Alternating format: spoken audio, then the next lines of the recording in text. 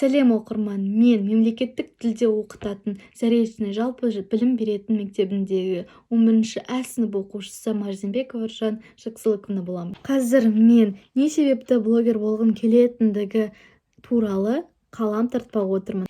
Жалпы қазіргі заман қызығушылықтың, еліктеудің басым кезеңі.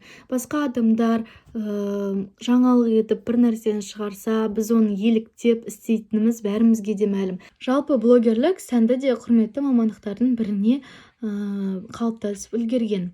Менің ойымша Қазақстан экономикасы нарығына блогерлік өте қатты қажет. Блогер ол тек қана өзін күнделікті өмірін ғана түсірмей, қандай да бір жарнама жасайды. Яғни ол жарнаманы жасағанда сол заттың өтуіне, Қазақстан экономикасының дамуына үлесін қосады, ықпал етеді деп ойлаймын. Жалпы көп адамдар блогер болу өте оңай деп ойлайды. Бірақ таңда әр суреттің астарында, әр бейнебаянның, әр жазбаның астарында көптеген ізденіс, көптеген еңбек жатады.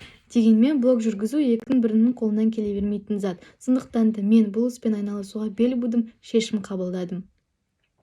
Білгенімнен білмегенім көп, үлкен еңбек етуге және әрдайым ізденісте жүруге дайынмын. Мен блогер болғым келеді.